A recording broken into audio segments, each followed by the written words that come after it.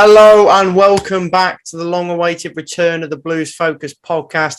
Thank you for joining us today, wherever you are and wherever you may be, whether it be on YouTube, Spotify, or Apple Music, or anywhere that you choose. We're not picky, whatever suits you. I love a bit of Spotify or YouTube, but if you want to see our beautiful faces, then I'm sure you're on YouTube right now. So with me today, as always, we have Carl. How are you, mate? Good, mate. How are you? I'm not too bad, thank you. Not too bad. Interesting weekend. Boring a bit because the international break. But, you know, I'm sure Blues will ruin our weekend this Sunday, as usual.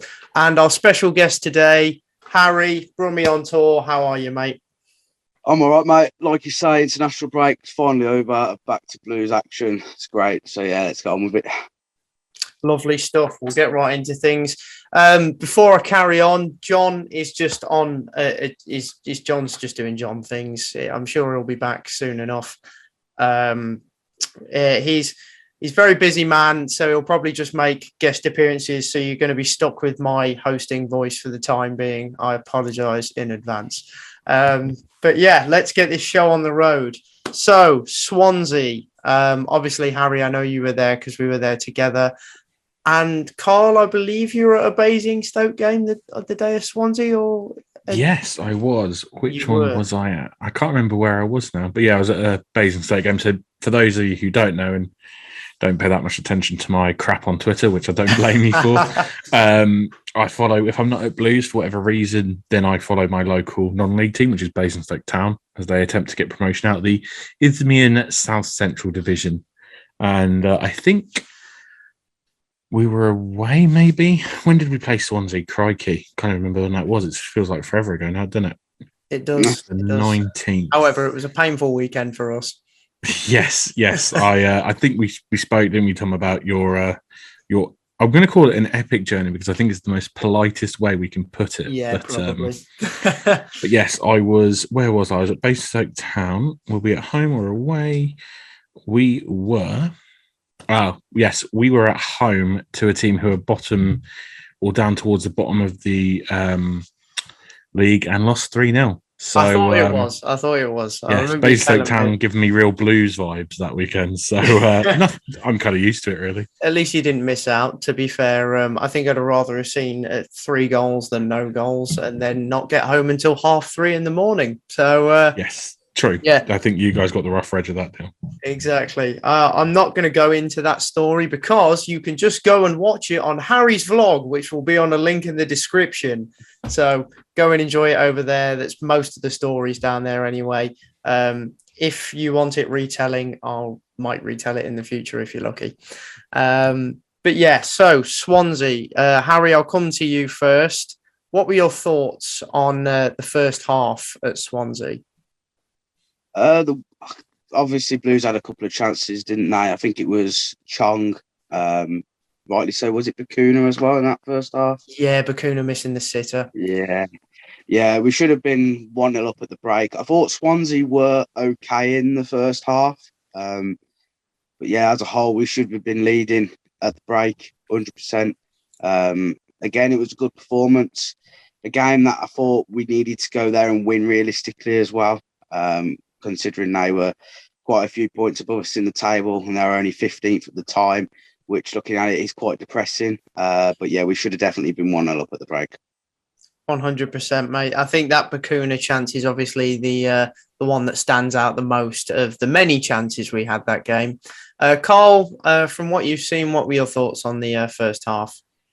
Well, thanks to Quest's 3 minute, I don't even think it was a 3 minute showing. I think, you know, the main one obviously stands out as the Bacuna thing. We've got to be putting that away. I know we don't necessarily pay the bucks for Bacuna to score goals, but I mean, that's just when he's got to be scoring, isn't it? Exactly.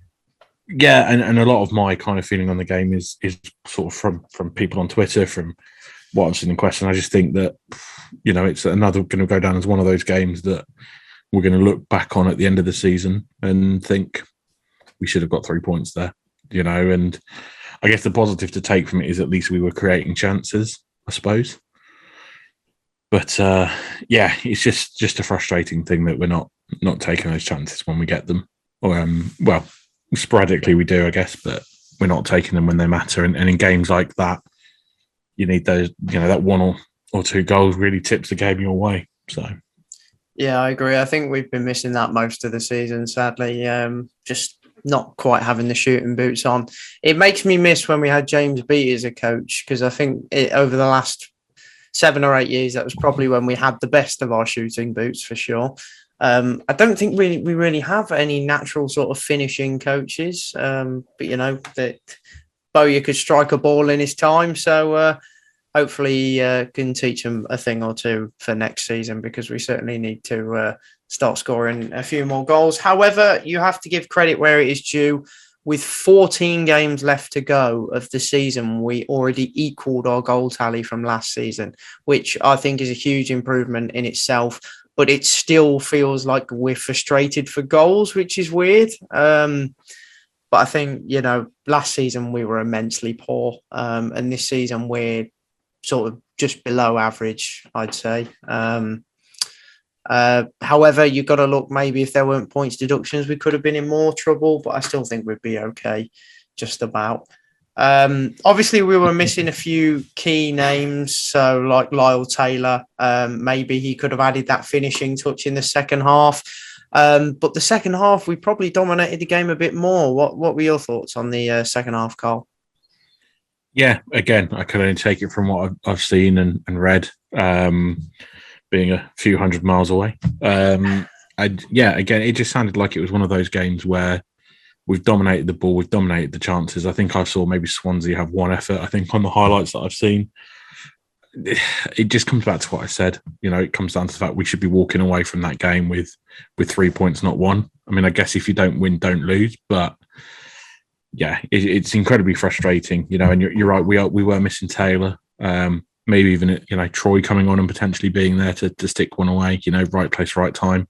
I know he's not been especially prolific, but the goal at Millwall shows he's still got that touch, and that's all you need. You need that one moment, don't you, to stick it away.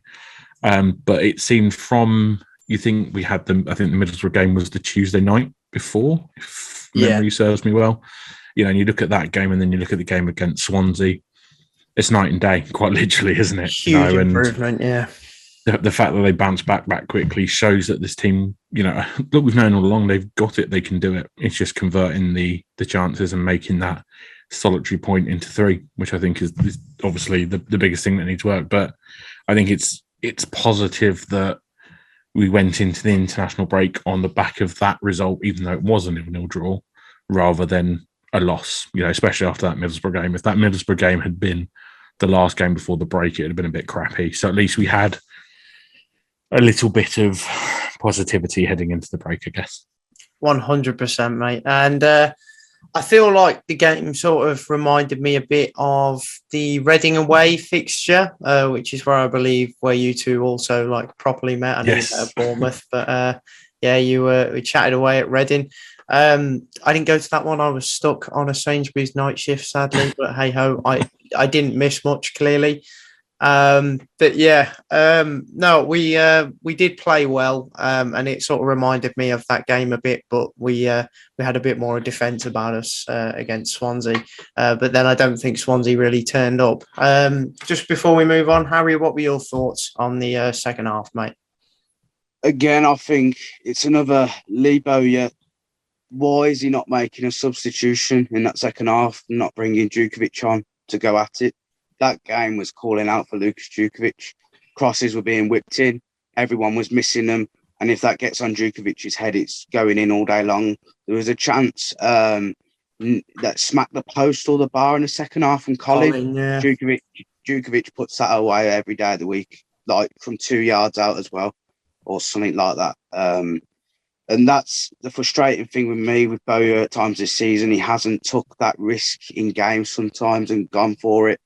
Swansea were awful, and Djukovic could easily have come on and won us that game, but he didn't come on, did he? We were both looking at him on the when he was warming up, Tom did, weren't we? Yeah, we were just thinking, why is he not brought him on? Is he going to bring him on or not? I think what frustrated me was the way we were playing and then not bringing him on, because how we decided to go at it for that last 20 minutes of the second half was early crosses from sort of quite deep in the half into the box, just looking for someone to head it away. Only man in the box is Scott Hogan and occasionally Onel Hernandez, two very, very small men. So it's like I didn't understand why we were crossing the ball into certain areas where, for one, the right personnel wasn't there, and two, half the time no one was actually there. So it was really frustrating. So I completely understood the Djukovic argument, just down to the way we were playing the game. Really, Djuki is obviously not had the best of season. That's mostly down to the way we play, sort of shape wise these days. If we're playing that three at the back, that system rarely seems to suit Duke. But if we do go to that midfield diamond, it is sort of similar to a 4-4-2, which has always been what's best suited Duke over the years with Blues. But I know so many fans on Twitter call for us to play 4-4-2, but I am happy to see us move away from it, because we won't, in the modern day football, sadly, we won't progress forward out of the Championship with that formation. You look at the way teams are going up now, most of them are playing a three at the back system. And although it can be agonising and frustrating at times to watch with Blues, that's just because we don't have the right personnel to actually play it. So you could criticise Bowyer for that. But I think he's just trying to install a system so it's there. Just the fact that it's there, the players that are already there know it and they're getting used to it, so that when new players come in, they are the right personnel, they can actually fit straight into that system. So, there's a few ways you can look at it, I suppose, but I think we're just trying to build for the future. That's probably why we're quite stubborn with our shape in games. But moving on to more positive conversation topics, the England friendlies.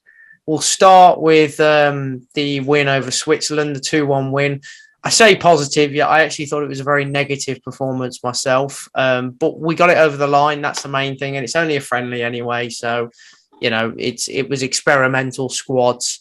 But yeah, let's dive into that first England game. I assumed you both caught the game, lads. If not all of it, the highlights, I imagine. Carl, I think we were chatting when the game was actually on, to be fair. So I'll go to you first. What were your thoughts on that England versus Switzerland friendly? I think we have a massive chink in our armour as England, and I think that is our defence. Yeah. I think the Switzerland goal, to be fair, was a cracking ball in, and kind of the one that we would love Djukovic to get on the end of and tuck away for Blues.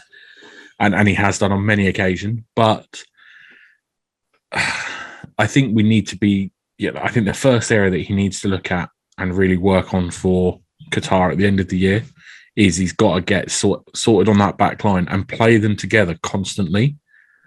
I think everyone deserves a chance. The likes of Benjamin White definitely deserves a chance. I think he's done really well against Arsenal, for Arsenal.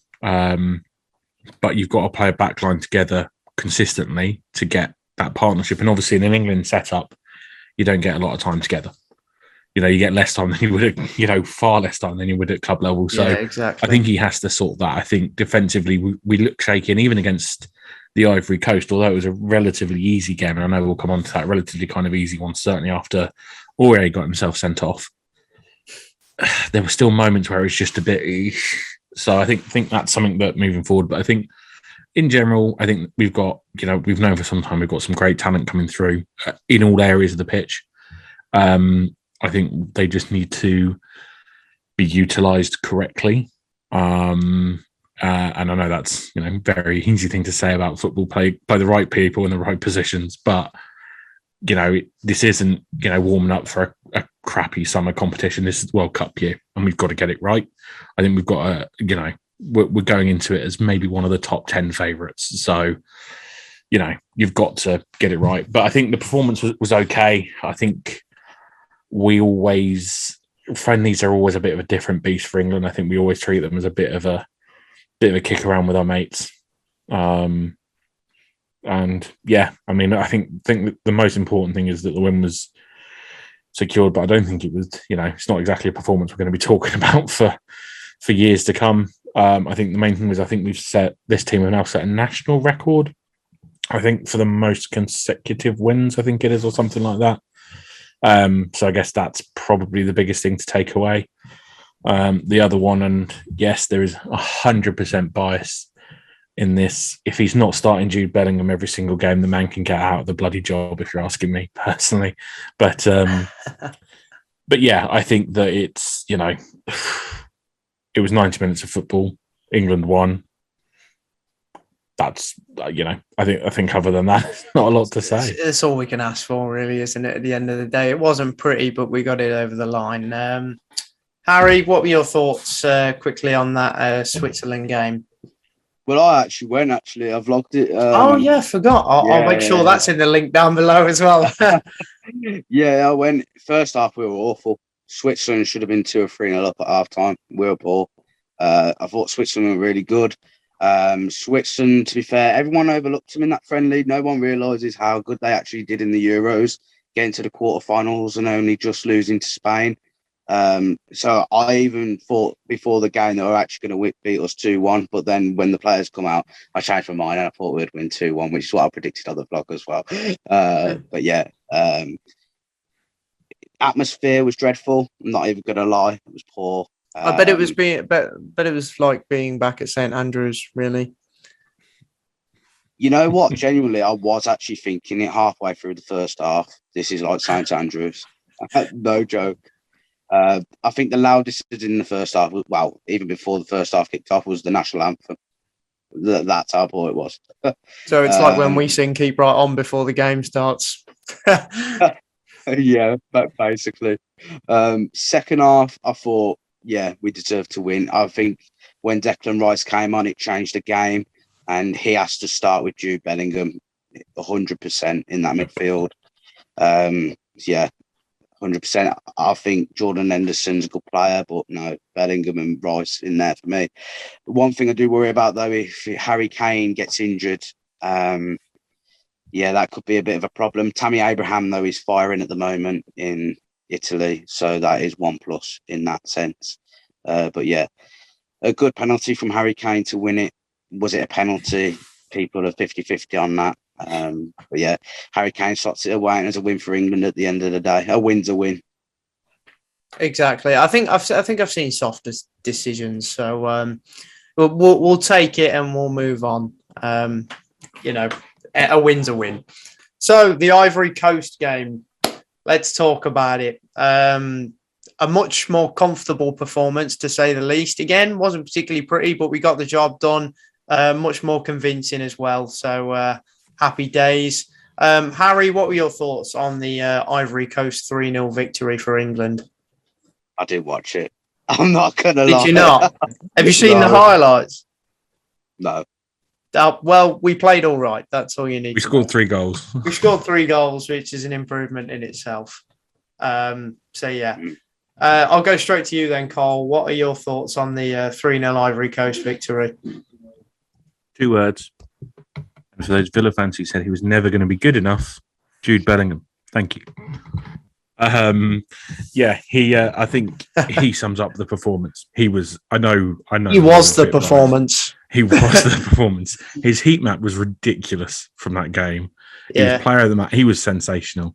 And I think I think we talked about it as well, Tom. Like, what I really love is people on Twitter going, "Oh, he's all right, Jude Bellingham, isn't he?" Yeah, we fucking told you.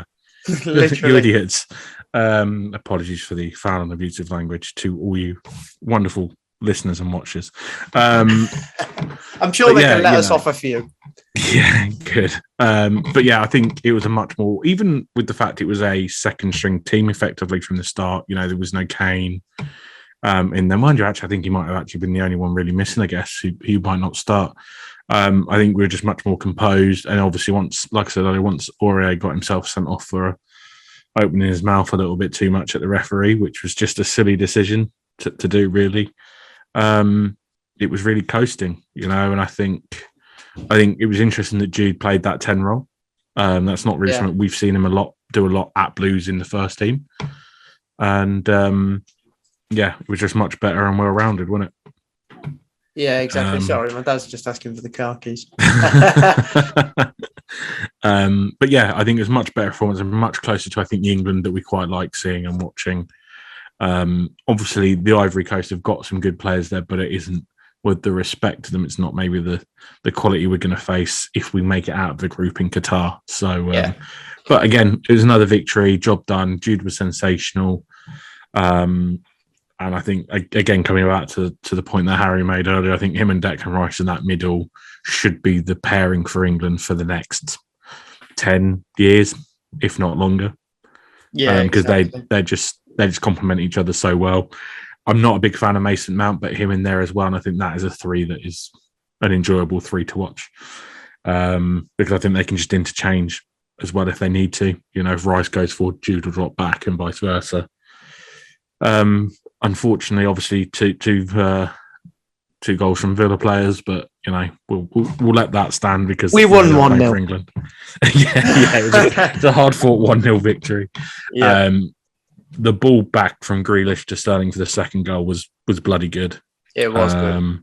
But again, coming back to what I said, there's just exciting players all round in that squad, and I think that it's an exciting time to be an England fan, if that's a phrase you can use. I know we're not a big fan of the England teams, maybe of international breaks, but we all love a World Cup. So exactly, yeah, I think there's hope there. Let's just hope it's utilised in the right way, and we're not waiting until the 85th minute to see a substitution. 100%, mate. Convincing performance in the end against. To be fair, on paper, I don't even think that Ivory Coast squad is that bad. I was expecting worse, but they have some good individuals on there. Yeah. I think their problem was it was solely individuals. There didn't seem to be much of a team there. But yeah, no, I thought Raheem Sterling was electric, and so was Jude, and those would be my two picks from that fixture.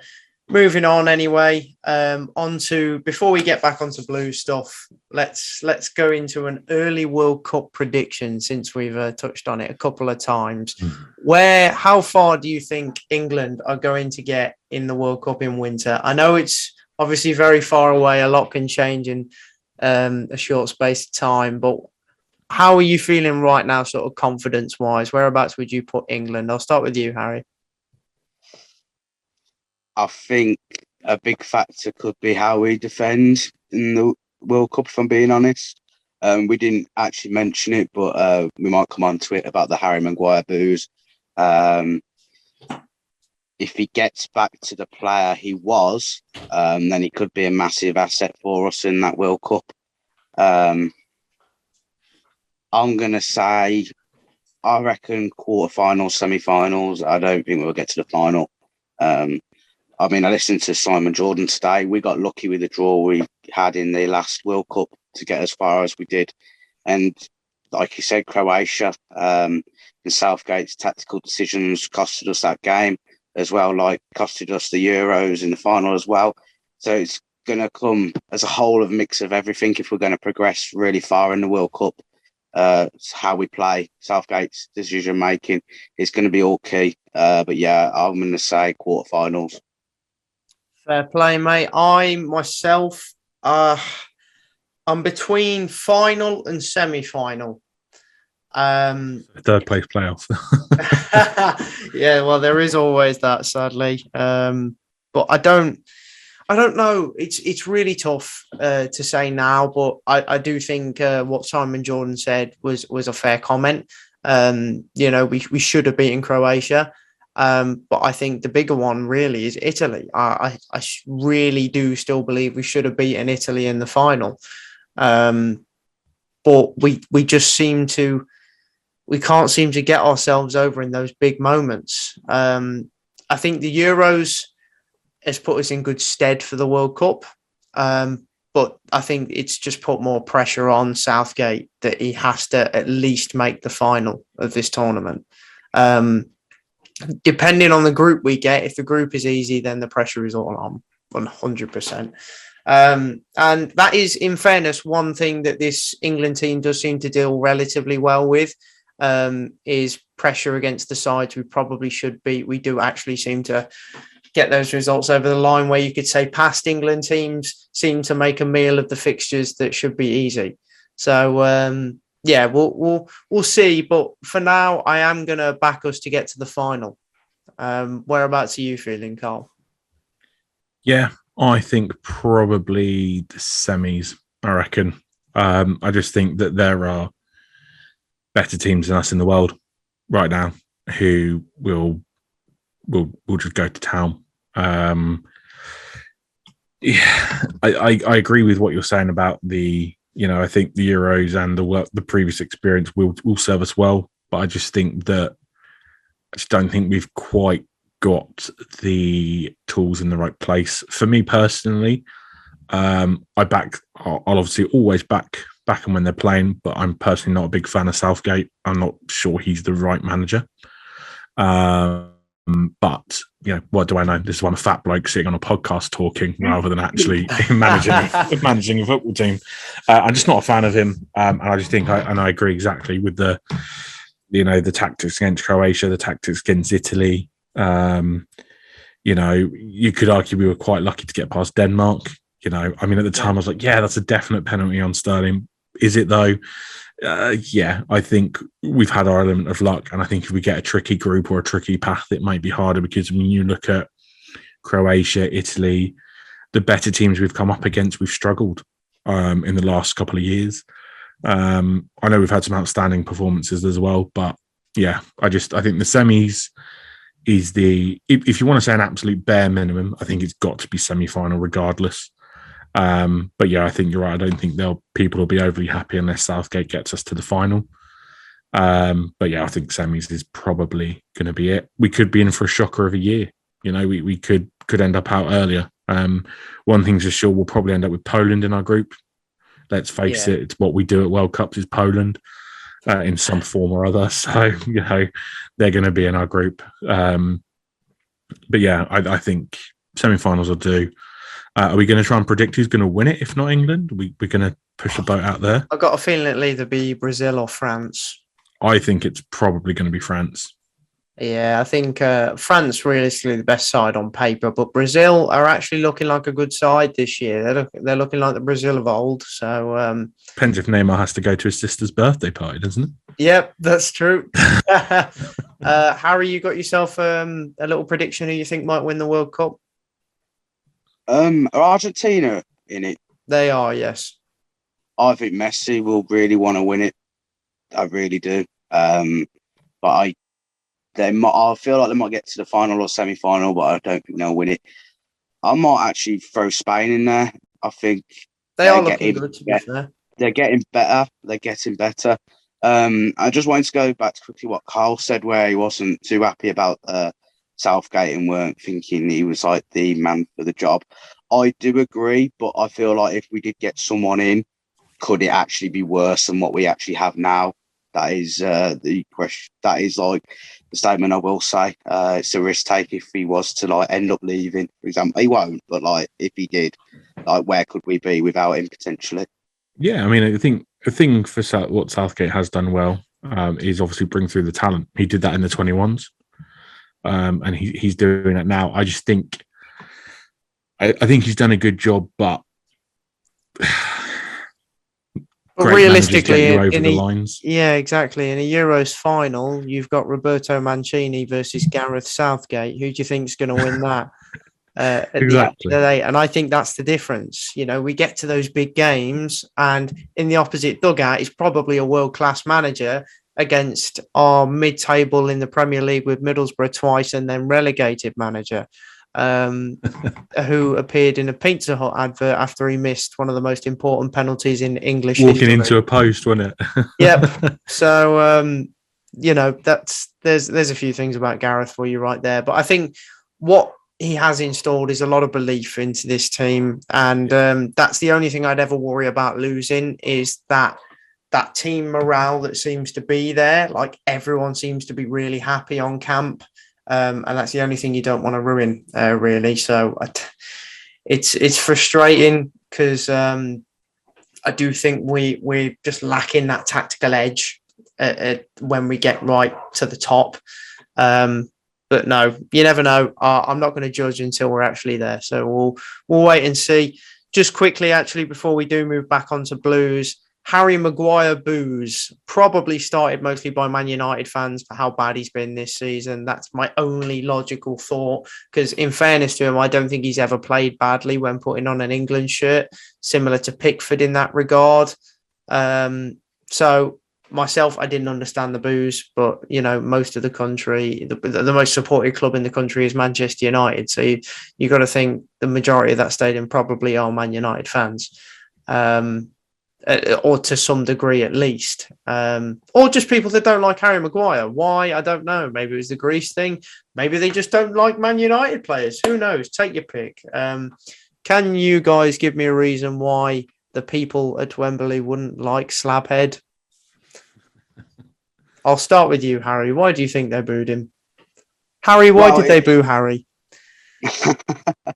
You know what? It actually surprised me because the Switzerland game, when he was warming up, literally fans all around me were literally chanting his name and literally chanting Harry Maguire, and he was like saying hello to everyone. And so to hear that everyone was booing him surprised me in that sense. But overall, I wasn't, because let's be all real, I don't think he deserves to be in that England team as of this moment. Like, again, I'll go back to Simon Jordan, for example. He said that on form, he shouldn't be there. And Gareth Southgate doesn't go off that. And Simon Jordan seems to think that that shouldn't be the case. And I kind of agree. But then Southgate's always going to go back to the people that have never let him down, isn't he? He's just that type of manager, clearly. But me personally, I wouldn't have called him up for these friendlies personally. I would have probably left him out for these friendlies. But who else would you bring up other than Fikayo Tomori, by the way, who I think is robbed of not having a spot in this England team with what he's achieving at Milan. And that is one thing I will hold against Southgate, in fairness. Yeah, that is a good point. That is the only problem. Like, we haven't really got many centre-backs really that could fulfil the role, have we? I just feel if he could have left him out, maybe it could have given him a kick up the arse and thought, oh, I'm not in this squad here. I really need to improve myself for the rest of the season to get back in it. But yeah, Harry Maguire is clearly liked by Southgate. And in a way, you can argue both cases. Like, he's never let England down, but on form at Man United, he's not been great. So I think it's a 50-50 split decision, really. But I can understand the boos because I know a lot of fans, not just Man United fans, that didn't want him in the team for the friendlies. That's fair enough. Carl, what are your thoughts on the Harry Maguire boos? Yeah, I agree. I don't think he should have been called up for the friendlies. And you're right, who takes in his place, but we played Benjamin White at right back. So, he's a centre back. Yeah. For me, you've got to take the heat off these players when they've got it, and I get the argument for if you don't pick a guy, it could affect his confidence when he's struggling, but also picking him for the national team when it's absolutely obvious to the entire world that the form's not there, which, by the way, Southgate said he wouldn't do when he took the England job. He said he would pick players on form, he did say that. Anything else. My dad always reiterates that every tournament, that point. He's always like, oh, we're going to pick form players. Lying again, are we, Gareth? Exactly. And I get the argument, and I get that managers will go to players that they've trusted and have done a job for them. But let's face it, it wasn't, it's not like it was competitive football in the terms of it was really for anything. For me, I just think that you've got to take the heat off him. And I know that goes against what I was saying about picking a consistent back line earlier. But right now, Harry Maguire doesn't need any more limelight than he's got in the footballing world. Could you imagine if he'd have made a mistake for a goal? Do you know what I mean? It was just piled more on. So, if you're picking on form, he doesn't play in that squad. And Tomori does. It's as simple as that, And if you're going to give players a chance, you've got to give everyone a chance. It's as simple as that. But on the actual booing, I'm not a big Harry Maguire fan. Full stop. There's just something that I don't like, Appreciate what he's done in an England shirt. I'm not a big fan, but I just don't think that you boo a player, a team you go to support. I know we've all voiced our frustration at Blues at the end of a game if we've been particularly bad. In Christ, there's been enough of them. But before a game, do you boo a player? Absolutely not. Maybe when they get themselves sent off in the last few minutes of a 2-0 loss where your team have been abysmal, possibly. But it still hurts. But not before a game. I just don't get it personally. And whether you like him or not, I just don't think it was the right thing to do.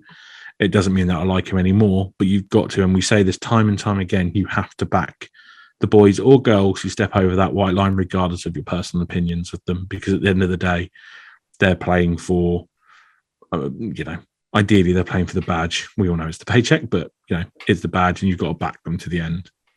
So I just don't think it's the right thing to do.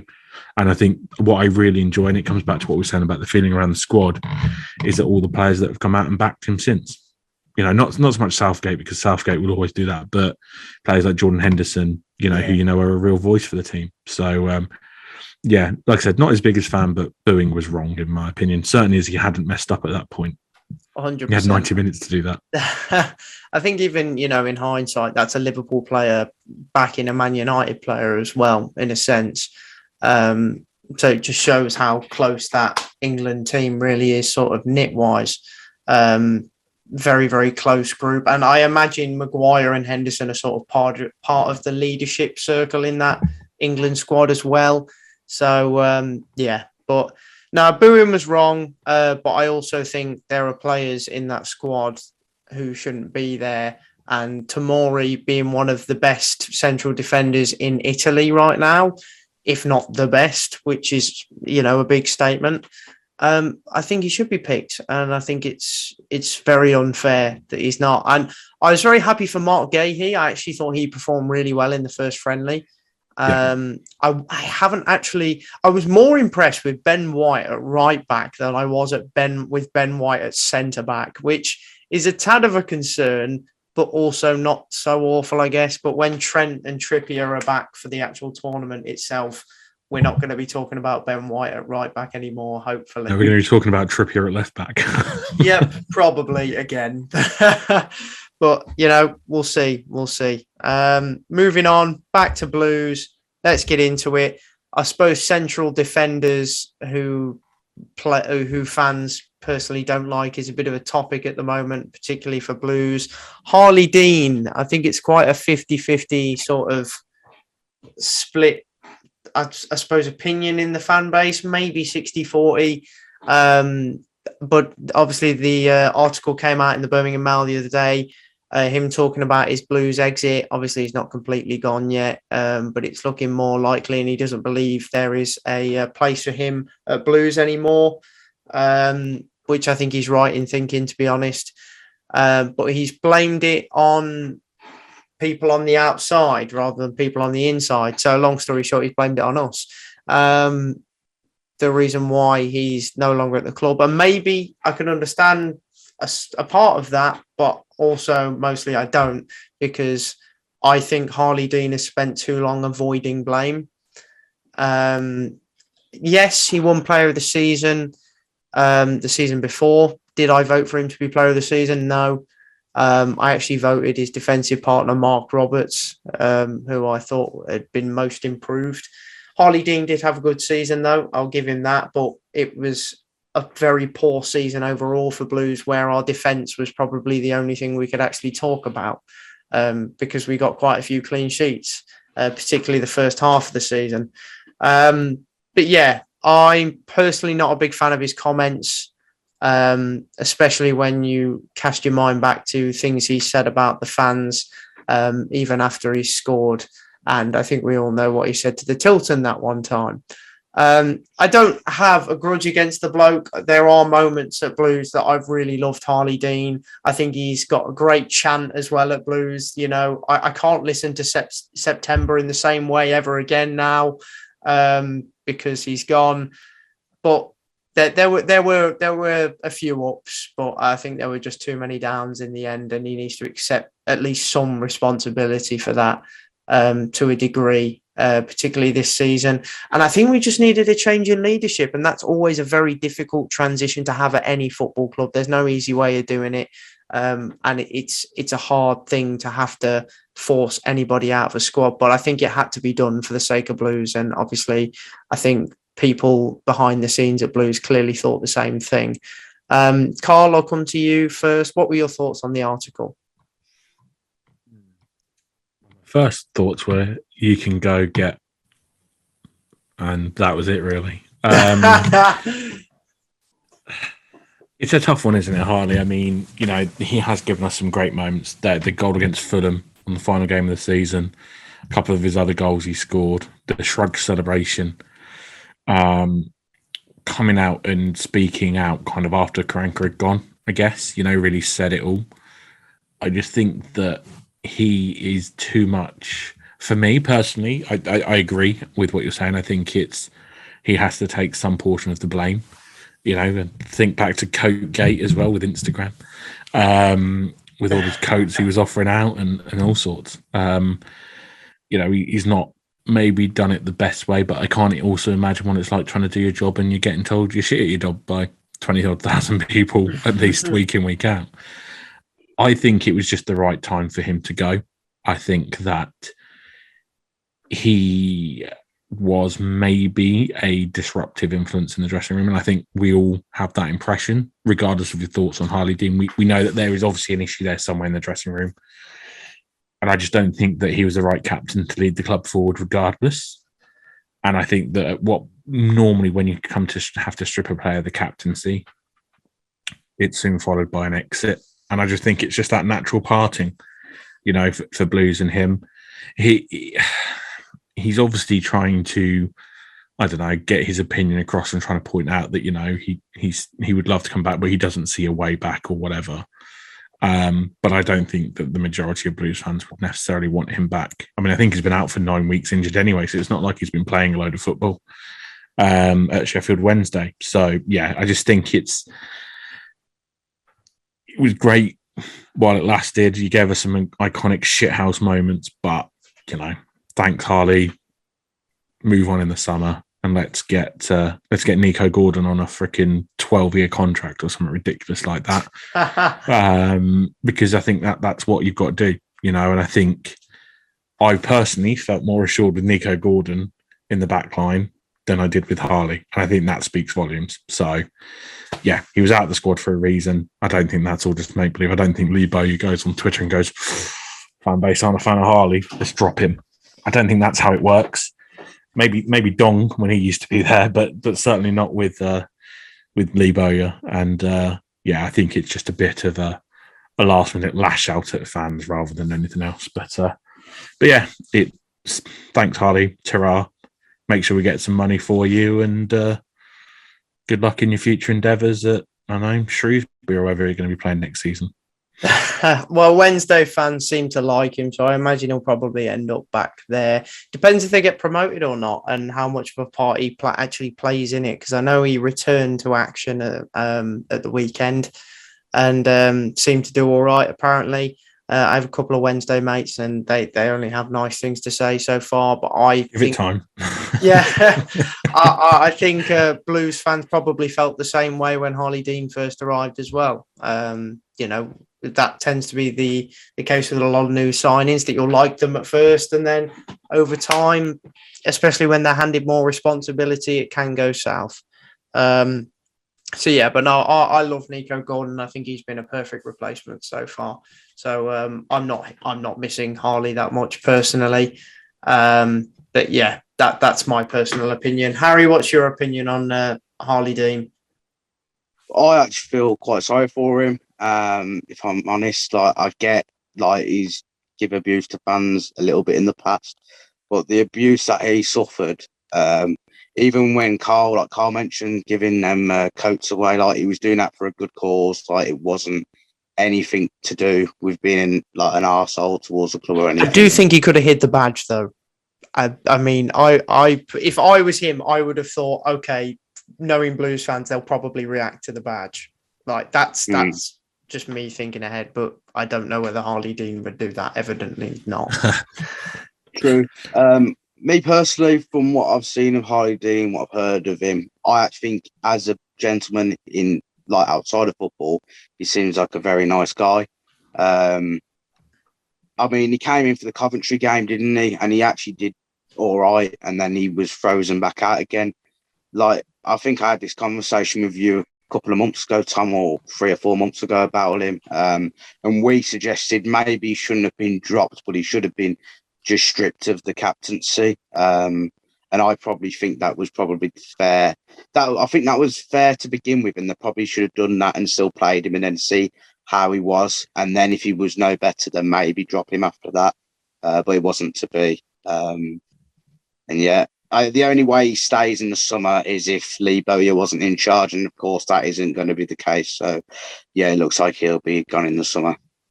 I think it's for the best, really, for both parties. I think he's clearly it's clearly settled at Wednesday.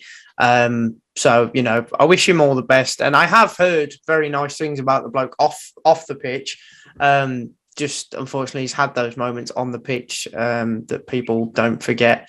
And I just think it's not really a grudge anymore. I think it's just for the best of both parties now that both just move on. I think a lot of this squad need to move on, you know, not just Harlee. But I just feel like this is the beginning, the start of the big clear out we've needed for years. And you've got to think Harlee Dean's on ridiculous wages as well. We could have brought in, you know, 3 very good players that are either at his level or above that for the wages he's on alone.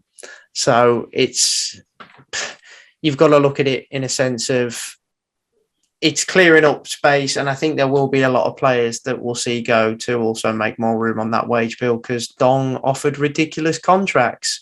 So hopefully we can actually offer some sensible contracts and get some good team players in and see where Blues can move on from here. But I do wish Harlee Dean all the best of luck. I just want to say one more thing on that situation. But I was actually one of the people that actually said after the Coventry game, after he got dropped, I thought defensively we actually got worse. And I was one of the people who said he needs to be back in. At that time, I did think he should have come back in, but it wasn't to be. So yeah, like you say, Tom, it looks like he's going to be gone. Yeah, I don't know. We can get 2 players of his sort of standard for literally his wage. True. I think as well, what you've got to remember is, you know, these players have had multiple managers now to prove themselves, and they go through the. And it's not just him in this part of what I'm saying. You know, where they go through the same cycle, they'll start well, they'll play horrendously, the manager gets sacked, and they dig us out of the hole at the end of the season. Yeah. We can't keep going on like that. He's in that group of players, and I've not really heard much. Obviously, being as far away from Blues as I am, I don't hear a lot. I kind of have to pick up what I pick up on Twitter or talking to Tom. But like, I just think that he may well be a nice guy. I just think it's at that point in life where the relationship is toxic both ways. It isn't going to work. Let's get the money. Let's look for fresher blood. You know, thanks for everything he's done for Blues, and obviously I wish him for all the best and stuff like that. But yeah, I think it's just run its course now, as with many other players who no doubt we will come on to.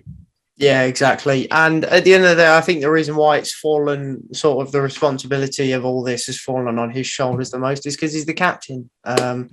So that is why a lot of the blame has obviously gone his way in the end. But no, I do wish him all the best. Wednesday fans seem to like him, so I hope he settles in well there. It certainly looks like a permanent move could be on the cards in the future, potentially over there. And I'd like to see Wednesday get back up. You know, they're not a League One club. So, yeah, I just hope they don't come back up and Harlee Dean scores against us, which is... Oh, he will. Knowing Blues, it's a very likely... 100%. A very likely outcome. And I'm sure Harlee Dean would shush us all. I can envision it now. Or cup his ear, anything. Or maybe throw the W word again. But who knows? Moving on, anyway, we'll get on to... Well, I suppose the mini game for the day, retain and release, sort of fits nicely into this subject of moving on players and keeping some behind. So I'll get straight into it. So retain or release, starting off with a big name who has had his ups and downs this season, but I'd say mostly ups, particularly of late. He's been a good performer. But when he's had downs in a game, they've been serious downs because of suspensions and just inconsistent performances. But when he is performing well, he's probably one of the best players on the pitch, and that is Christian Pedersen. I will come to you first, Harry. Retain or release?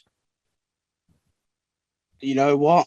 A month or two ago, I would have said release, but the last month or two, well, the last 6-7 games, he's redeemed himself, and I would retain. That's fair enough. I think I agree with that because he has performed well. I still get the feeling he doesn't want to be here particularly, or not so that he doesn't want to be here, because I think he is a passionate player, but I think he's ready for a move further forward and wants to prove himself more, because I think he wants to break into the Danish national team, if I'm honest. So to be honest, I think I wouldn't lose too much sleep if he did go. So I am going to stand by my gut and say release for now. Carl, what is your thoughts? Christian Pedersen, retain or release? Release. He's gone anyway. He doesn't want to sign his contract extension, does he? So he's gone anyway. Exactly. I don't think I think last season he was one of our better players, and I think maybe the other seasons before that, I thought he was great. I just think that I totally agree with you, Tom. I think he wants to get into the Danish national team. Obviously, I think he was called up last season at one point. Or maybe he's been in or around the squad once or twice with them. I think he obviously wants to get back there. I think he's made his comments about Premier League last summer as well, with Steve Bruce at Newcastle, allegedly, wanting to sign him, which I'm not sure what that says if Steve Bruce wants to sign you. But I just don't think his heart's in it at Blues anymore. I think he's had enough. I think he wants out. I think it can be very evident.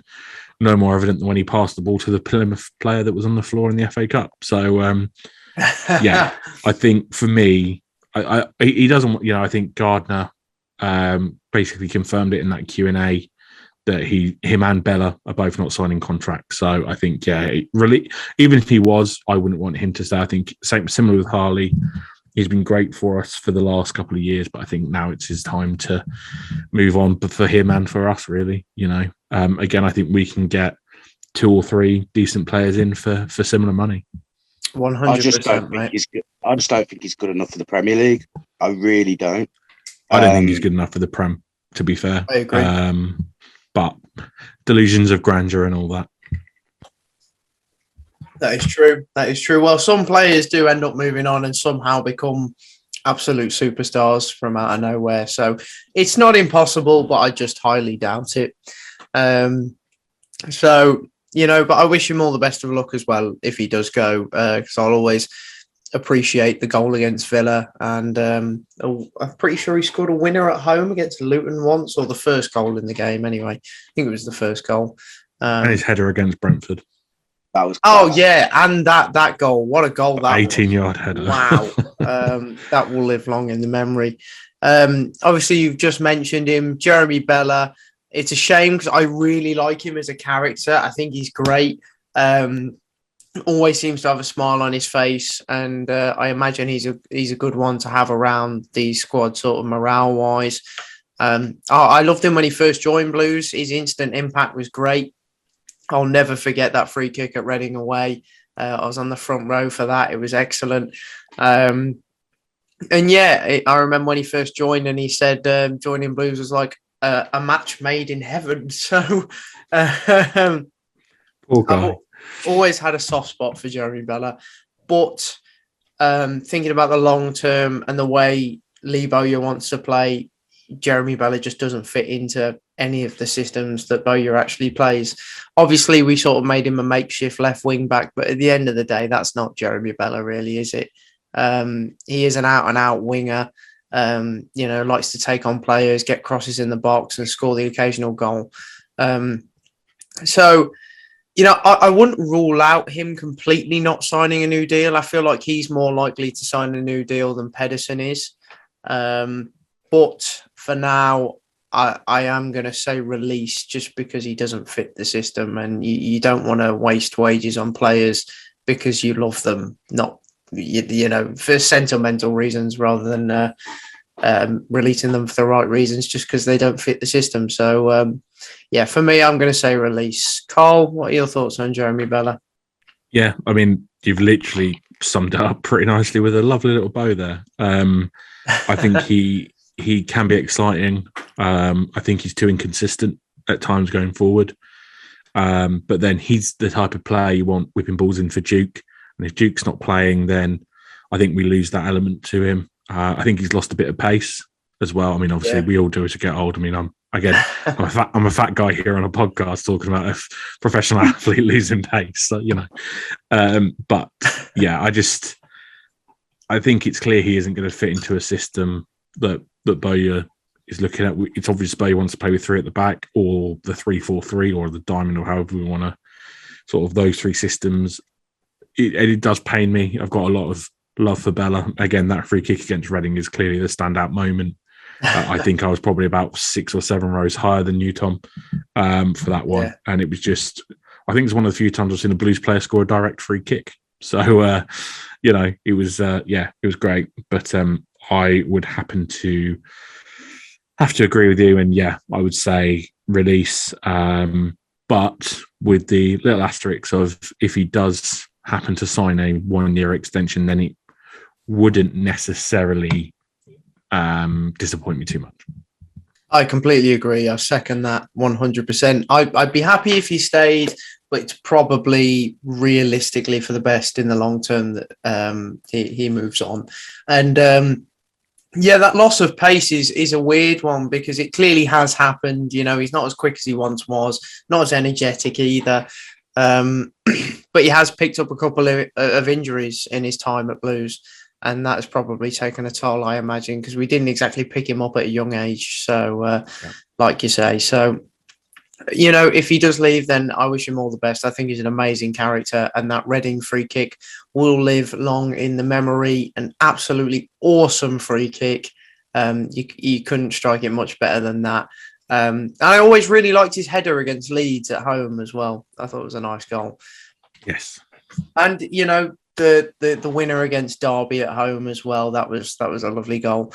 So we'll always love Jezza for that. Harry, what are your thoughts on Jeremy Bella? Retain or release? When Bowyer first come in, he was very suited to his formation, wasn't he? He was, to be fair, yeah. And this is what infuriates me with Bowyer at the moment. We clearly haven't got the players to play this formation that he wants to play. It's obvious he wants to play with the formation that we're currently playing with. But when you've got people like Bella and Hernandez and Chong, get it out wide, like you said when he first came in, and just stick it into the box. But even Hogan's good at heading the ball. And Djukovic and people like that. And it's annoying that we can't play that way now because Bella would be even more effective. He's been effective this season. There's been times where we've played absolutely awful, and he's one of the players that actually try and make something out of nothing at times. And in that sense, it would annoy me if the club have just given up, like just after him saying once, "Nah, I'm not keen on it." Like, just try everything you can do to retain him. But I can see what you're both saying is he doesn't fit the system. So in that sense, I'm 50-50 on it. But I think out of both him and Pedersen, like you said, Tom, I think Bella is more likely to re-sign than Peds. I like Carl said as well. Hasn't Bella got a 1-year extension trigger on his contract at the moment anyway? Can't Blues just trigger that anyway? Yeah, if we wanted to, we could trigger a 1-year extension. I think we have tried though and offered less money. I think we've tried and offered less money. Yeah, and I think he's turned it down. That's the problem. Yeah, I think we did offer something, but it was less money, so that's why it's been turned down, or at least that's what I think they said at the meeting. Yeah. But hey ho, it'd be a shame. but that's football. The next few names are going to be easier, really. Should be nice and quick fire. I always liked the glimpses I saw of this lad, but he was never really going to make it at this level with Blues anyway. You never know. He might be back at this level again one day with a different team. I just don't see it happening with Blues, sadly. And that is Connell Trueman, whose contract runs out at the end of the season. I think it's quite an easy answer for me. It's release. Harry, release or retain? You know what? He's been a loyal servant. In my opinion as well, he's actually never really, in my opinion, actually been given a proper chance. So in that sense, I feel sorry for him. But yeah, he's never going to get probably the number 1 jersey, so I'd release, I'm afraid. He's just a B-Tech Colin Doyle, let's be honest. Carl, retain or release? Yeah, release. I think, like with most of our youngsters, we always want to see them do well. But I would, again, similar to what I was saying about, some of these players having numerous managers, Trueman has had exactly the same. And bar that little mad stint where he replaced Lee Camp for a bit, no manager has seen him as a number 1. He's 25, 26, 24, somewhere out there. He's got Zach Jaycock breathing down his neck, who I think we all know is definitely a number 2 and potentially a future number 1 for Blues, or or certainly at that level. So yeah, I think again, thank you for your efforts and all the best for your future endeavours. But yeah, release for me. 100%. Glad we all agree. And now we actually get on to the loan players that we've had. So this is an interesting one. Those are the 3 senior players that are out of contract in the summer. Now, these players are just all players that we've had on loan this season. So I'll start with the easy one. Retain or release Tahith Chong. This one's such a hard question. Obviously, it's unlikely, but I would comfortably say retain. Carl, what about you? If the money's right and he would want to do it, then retain for sure. However, I think we all know that his future probably lies either with United if they do sign him up to they do extend his contract, or elsewhere at maybe a lower Prem team.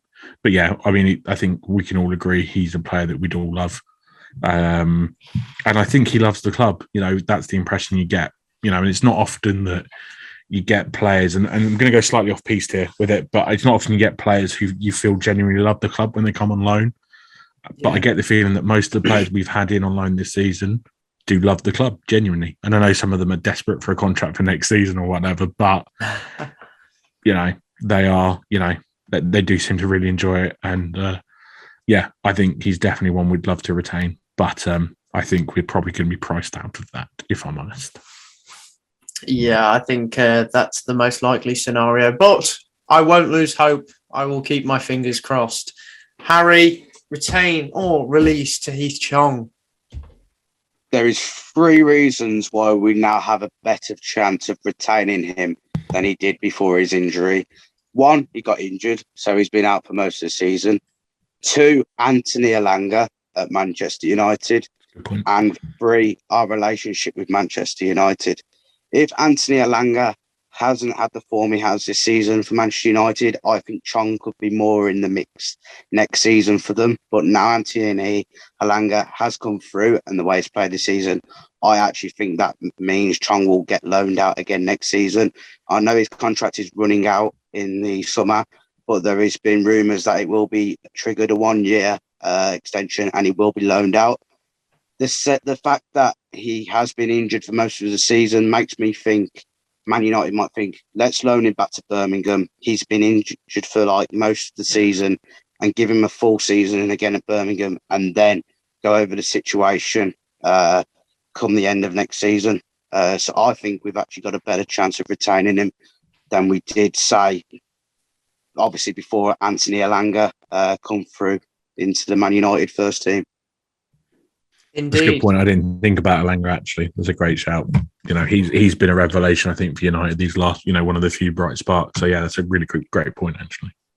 You got to think as well, they've got Amad Diallo and a couple of other younger lads in a similar sort of position. So I do think Chong will go back out on loan next season, we can hope it's to Blues, and I imagine he'd want to come back, but you never know. United might want to send him on a different challenge or a different pathway, but hopefully there is unfinished business with Blues and he comes back in whatever capacity possible. I will take anything. Just on that, do you remember the rumour of Diallo coming to us as well? I do, yeah. That had happened. 1 minute we were front runners. Wouldn't surprise me. It wouldn't surprise me if Diallo does, because I don't know recently, but when he first went to Rangers, the first month or two, he was actually only getting on the Rangers bench. So I don't know if that is still the case. But if he is, it wouldn't be surprise me if Diallo is loaned out again next season by Man United either. So you never know, try and get either one of them. True. Wouldn't mind being a United B team. Yeah, I wouldn't mind it, would you? He scored on his debut, but I don't think he's done much else since then. So you never know. Championship might be his next. He's made for Blues, then, isn't he? Yeah, pretty much. So next player, Tayden Mengi. Tough one, really, because I think as a player, he's a very impressive player. I think quite technically, defensively gifted. He's got a bit of pace. However, his injury record is astonishingly bad. And for me, that completely just rules him out. And I would release. I wouldn't look to bring Ted's back. Although I think he is a fantastic player. I could see him be one of those players that retires early just because of how many injuries the poor kid gets. But if we did bring him back next season on loan again from United, I wouldn't say no, because when he has played very well. But it's just injuries that's a big concern for me, and I'm so fed up of injuries. I don't want any more. So for me, it's a release. Harry, Tayden Mengi, thoughts? Well, when he first come in the first few appearances, we were debating whether he's better than Sanderson. And I have to say, from what I've seen from both ever since they've switched, obviously Mengi coming to us and Sanderson going to QPR, I actually think Mengi's the better defender. Sanderson has been making so many defensive mistakes at the back for QPR. Like there was a goal against Nottingham Forest when they were winning there and away from home. It was just, I couldn't believe what I was watching. It was absolutely shocking the way Sanderson defended. And like I say, I think Mengi is the better defender. Injuries via Mengi could be the problem. And there is another centre-back that Man United got loaned out at Hull City in Deschamps Bernard. And I feel like we should maybe look at him more than Tayden Mengi potentially, and could be a cheaper option than Tayden Mengi. And one that I know we're on about Mengi, but if we want to bring another United centre-back in next season, I feel like Deschamps Bernard could be the case. So in that sense, and with Mengi's injury record, I think I would release Mengi. Completely agree with that. I'd love to see a player like Bernard at Blues. Wouldn't be against that at all. Carl? Yeah, I was quite impressed with Mengi. Certainly was it the Plymouth game, his first game for Blues? It was. Yeah, it was. I think he's one of the few players that could hold his head up in that game. And I mean, that was very few players that could. 100%. Yeah. But no, I just think, I think we all know we're not going to be pulling up any trees next season, if we're honest. We might be looking at mid-table obscurity, which would be a dream, I think, for us at this point. That's almost as good as promotion, isn't it? These days, yeah. I think for us, we need to have a settled and relatively injury-free squad to have a decent season. And I think I agree. I think the injury record isn't good enough. So great. I think it's great. I think, again, he's another one of these players that's got massive potential, but not for me. But again, similar asterisks to the Bella. If it does happen, then cool. I'm happy with it. He knows the club. He's been there. We know him. We know what he can and can't do. The only criticism I've got of him is his heading is quite unique. I'm pretty sure it goes up more than it does out most of the time. But again, fat guy, comparing football players and things like that. But yeah, I think if it happens, fine. I've got no problem with it, but it's not one that I would look to renew. And again, I think that money can be better spent elsewhere. 100%. The next player, honestly, the easiest answer here, to be honest, for me, that's Onel Hernandez. Retain. I don't really need to say much more else than that. If we can bring Onel back, I think we have made a very, very, very good signing. Obviously, age isn't really on his side. Is he playing like his age? No. Is he playing like he's in his prime? Yes. Maybe the shooting boots aren't quite there. But I just watching Onel Hernandez every time, I'm just like, we don't deserve you. Why are you playing for Birmingham City in the Championship? We don't deserve nice things. Yeah, we literally we don't deserve it. I think a lot of the time this season when he has played for us, there's been games where we've been so poor that he is literally our only attacking outlet. His pace is immense. His dribbling and ball retention skills are insane, out of this world. I've never known someone so good with the ball at his feet. It's just, you can't get it off him. But yeah, and I think the only thing that's probably missing is the end product, really. Just that finishing touch, but that can be worked on. And I think Bowyer's really trying and working hard to add that extra finishing touch to Onel's game, because, you know, they keep saying that they believe they can get more out of him and the best is yet to come. And I truly do believe that. I think he's literally probably the best player we've got at the moment, if not one of the best. So, yeah, Onel, straight up, retain. If we can keep Onel, I will be a happy boy. So, yeah, that's my opinion on that one. Yeah, just a tad. Carl, retain or release Onel Hernandez?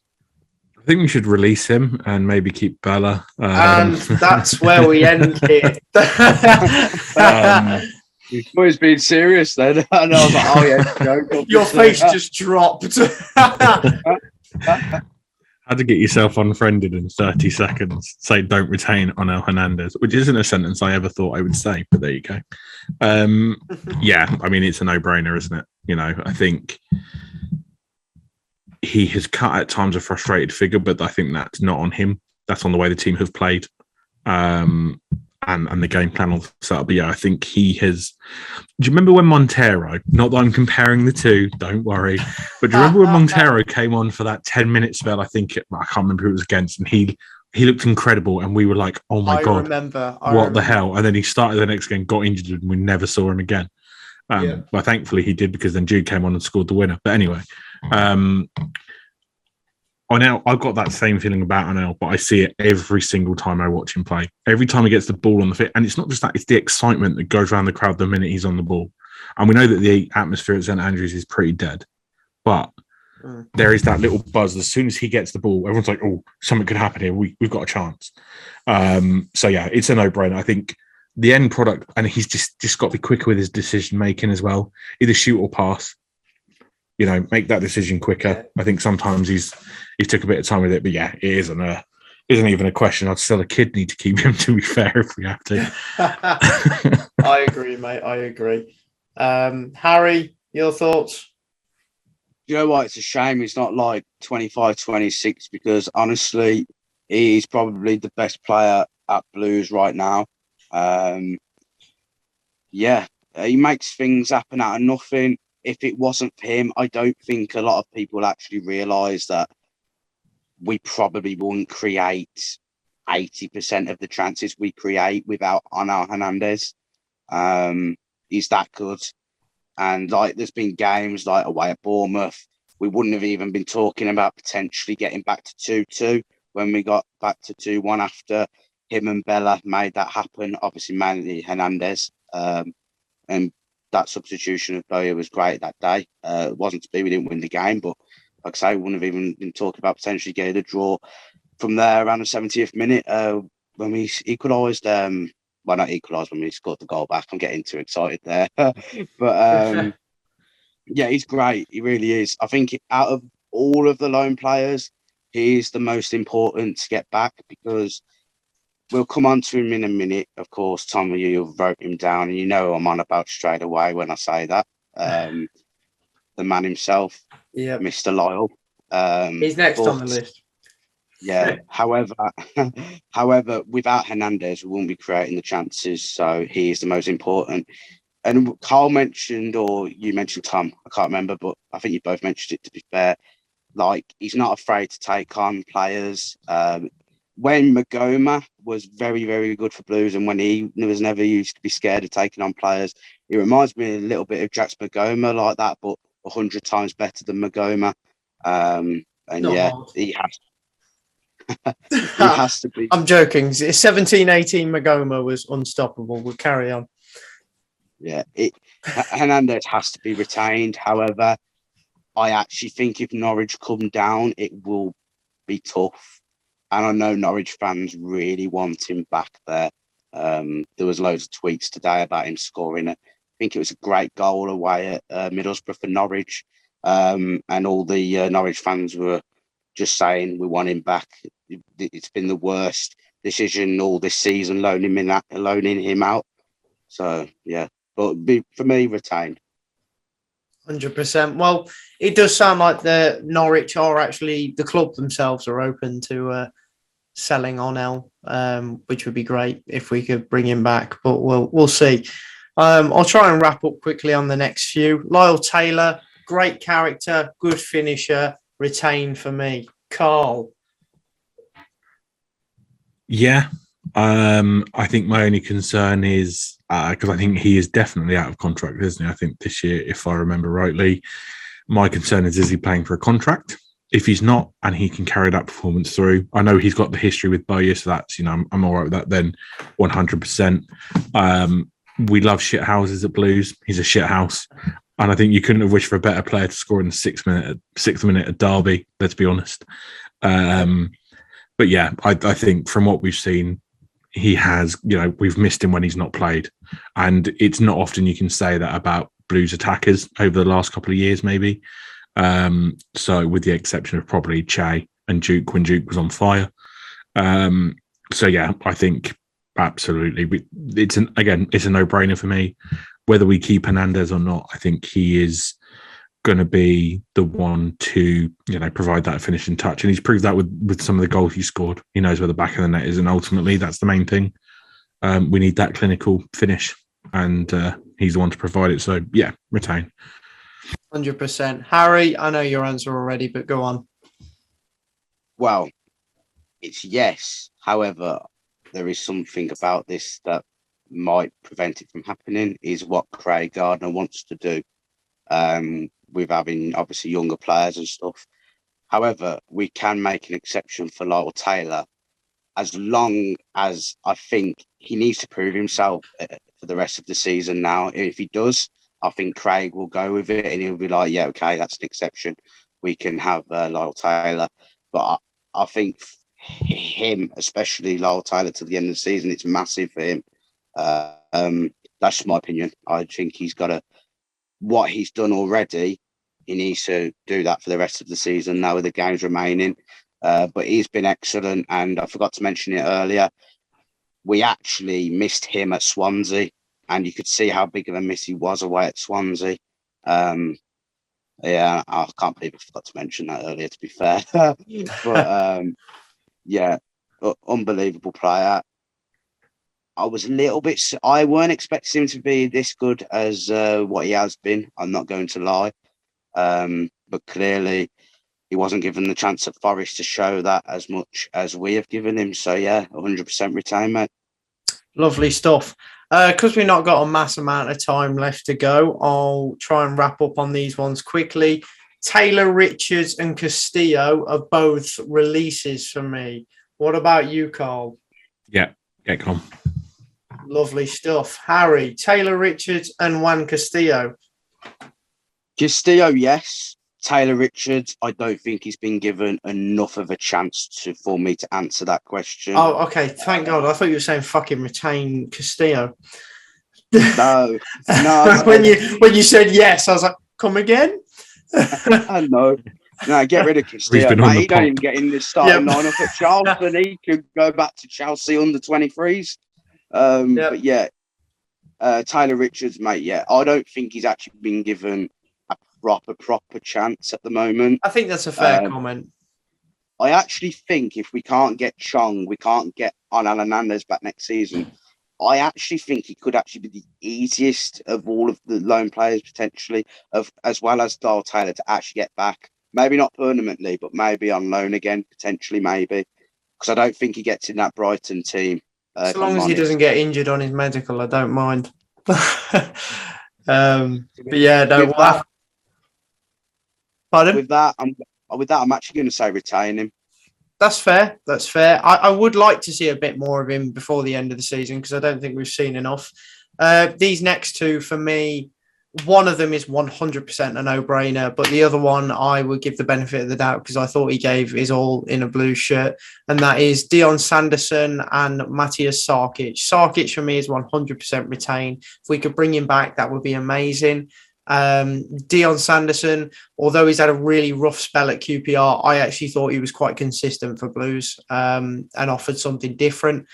Maybe wasn't quite as technically gifted as Mengi, but definitely a lot more consistent. He's not a slow defender either. He's relatively quick, and he's got that aggression in him that makes him a Blues player, really. So I could understand release, but if the choice was left to me, I would actually look to bring Dion back. So I'm going to say retain on both of those. Harry, thoughts? Sarkic, 100% agree with you. I think he has to be back in the summer. I think we could actually get him fairly cheap as well, with, of course, him being third choice at Wolves. In a way, it kind of surprises me because he's been at Wolves a fair time. He hasn't really been given a chance there, like he wasn't at Villa either. So, yeah, we could get him on a small fee. I do think that can happen. He's a much better goalkeeper than Etheridge, no offence to Etheridge. But you can just see the difference in class from Sarkic compared to Etheridge. So, yeah, I'd retain Sarkic. Sanderson, like I said a bit earlier, QPR hasn't been great. I know you said the same thing, Tom. But then when you think about when he was at Blues, he was decent. However, if being realistic, do we really think Dion Sanderson will come back to Blues next season? No. I think there is more centre-backs out there who we could probably get on a permanent basis. I only think Sanderson comes back on a loan basis if it was to happen. So with an overall gist of everything, I would say release. That's fair enough. Carl? Yeah. Oh, my microphone's having a hissy fit. Yeah, I think get out. I would move, not quite move heaven and earth to get Sarkic back, but certainly get him back, either on a loan or permanent, either or. You know, I think Etheridge is a good shot stopper, but I think he's admitted himself the rest of his game isn't where you want it to be. I think we all know that. Sanderson, I think he was decent at Blues, but I would look to, similar to what Harry said, I would look elsewhere for centre back options. But again, similar to a couple of others, if he does come back, again, cool. You know, there's nothing. You know, I wouldn't be disappointed to see him in a blue shirt again. Fair enough. Let's move on to the loan prospects. I say prospects in the nicest way possible, with all the loan players we have out at the moment. So I'll start with Odin Bailey. For me, I'd love to see Odin Bailey given a proper chance at Blues. Do I think it's going to happen, though? Probably not. But I hope it does. Carl, your thoughts on Odin Bailey? Yeah, I've been a big fan of Odin for a long time. I'd love to see him given a chance at Blues. I've long thought that he's obviously not going to necessarily be near the level of the likes of Chong and Hernandez, but there is a little bit of excitement there. You think about those two, you think about Bakuna, potentially Taylor, Odin Bailey from the bench or as cover is a really great, to me, prospect. But I think, we would have given him a proper chance this season or brought him back maybe if we could have. So, yeah, for me, I'd love to see it, but I don't think it's going to happen, unfortunately. Harry, your thoughts on Odin Bailey? This is the one that infuriates me the most, honestly. I thought he would get a chance this season. And, last season, he scored that crazy winner, I think it was against Middlesbrough, and then gets sent out on loan. What is that? Why? I know, like but Bowyer seems to play a young player, so I don't understand why he was loaned out. And even people were saying to just a couple of months potentially before the January window, could you potentially bring Godin back? And he was like, no. And some people were baffled by it, thinking he should be brought back in, considering the amount of youngsters he's been given chances to. So I would retain Odin Bailey, but is he going to be given a chance? Probably not. And I think it's really frustrating because I think he's a great talent and I think he's got a bright future ahead of him. But yeah, I just don't think Bowyer will implement him into the squad, unfortunately, but I would retain. Yep. So on to these next two. I think I can answer these for all of us, to be honest. Harlee Dean, we've already discussed. I think he's obviously moving on now, realistically. Sam Cosgrove, I never want to see him in a Birmingham City shirt ever again. I'm sure he's a lovely bloke outside of football, on a football pitch. I speak for everyone here. I don't think he has a future at Blues. Unfortunately, all £2 million of him. So, lads, what are your thoughts on Sam Cosgrove? I imagine you share my feelings. Carl, I'll start with you. Yeah, well, I know a couple of blokes down here this way who are AFC Wimbledon fans, and I'm pretty sure they don't want to see him in an AFC Wimbledon shirt if they can help it, which probably doesn't, says a lot. Yeah, exactly. I mean, apparently, if you read Martin O'Connor's interview where he was saying, he's thought of highly.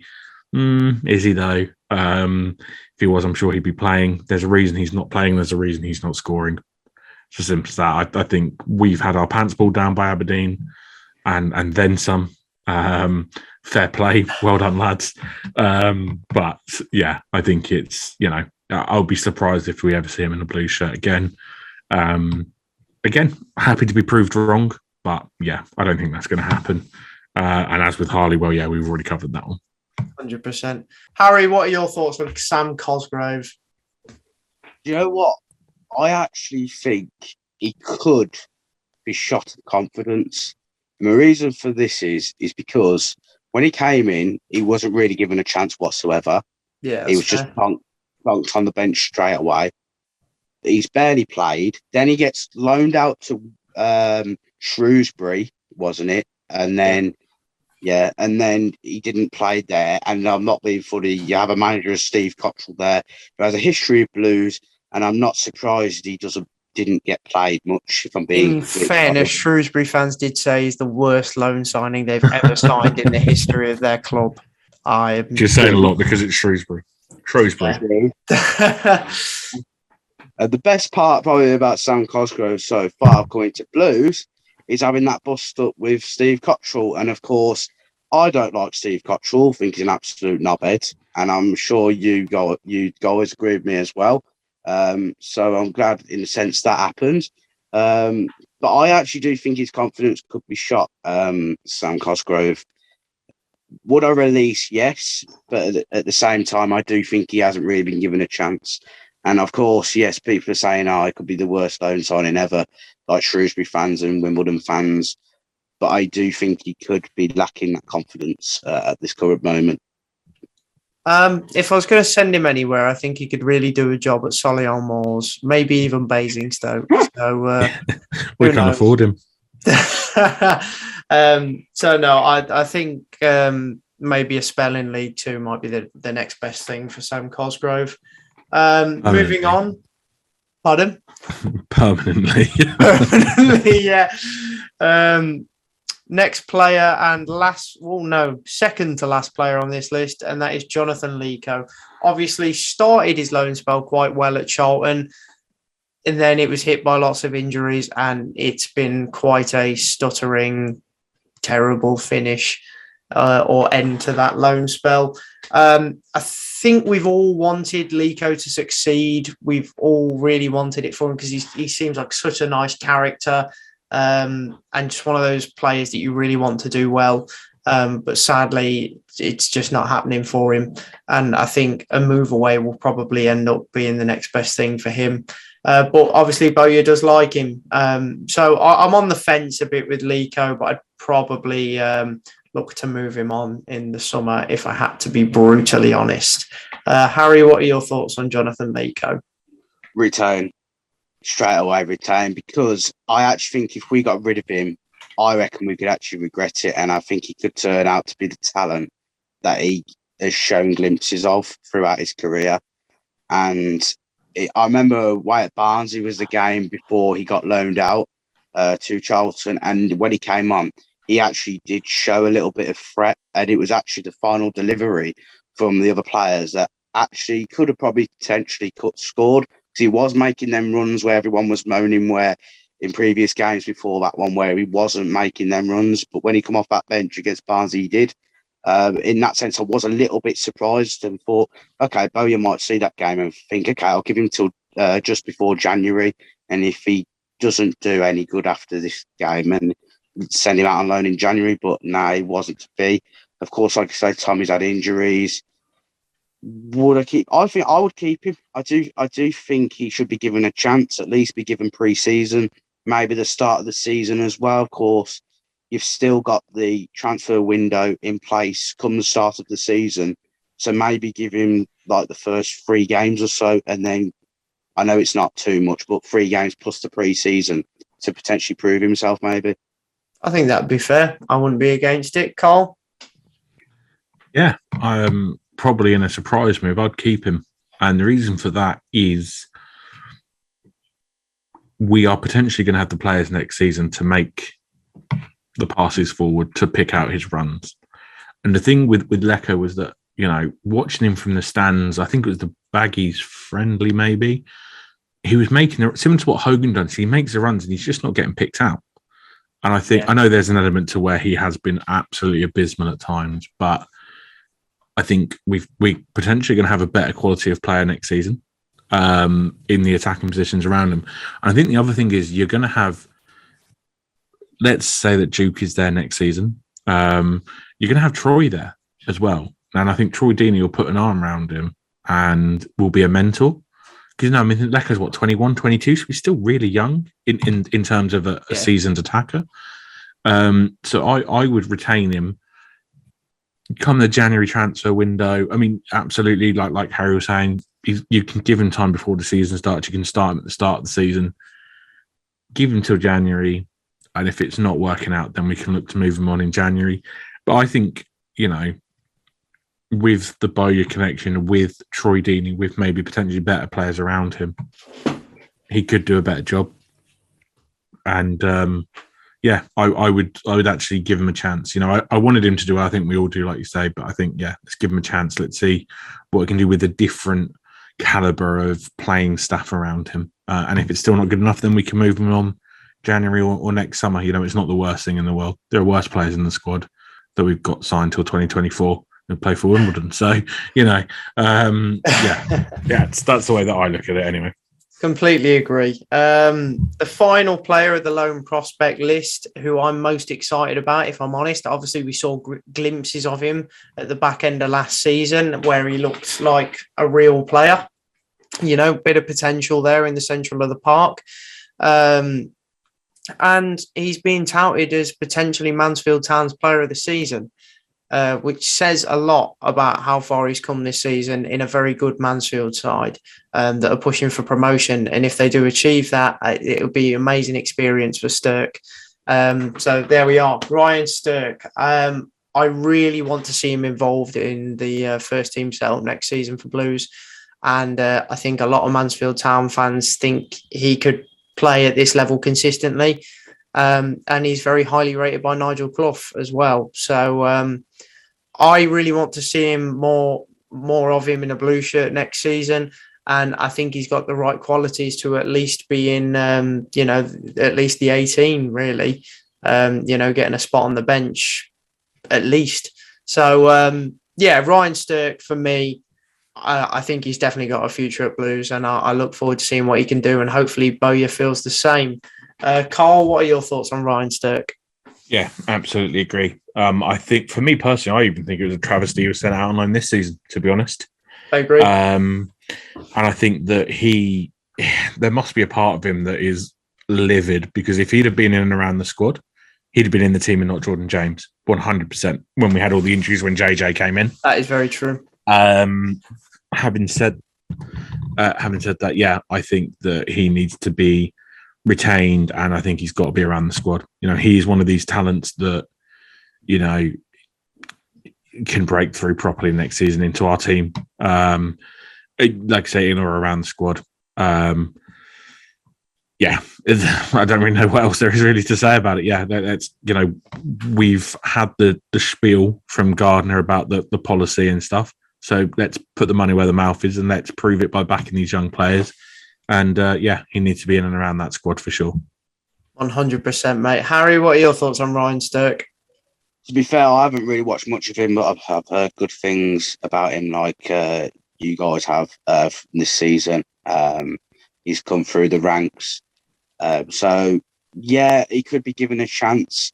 However, when I look at the team we have at the moment, like you look at people like Tate Campbell, Jordan James, Sunjit Gardner, Ryan Woods, that's 6 players already. And then on top of him, I think if someone like Sunjit gets sold in the summer, I feel like Stirk has got a better chance. But I'm afraid if no one does go in the midfield, I feel like he could find it hard. But you never know.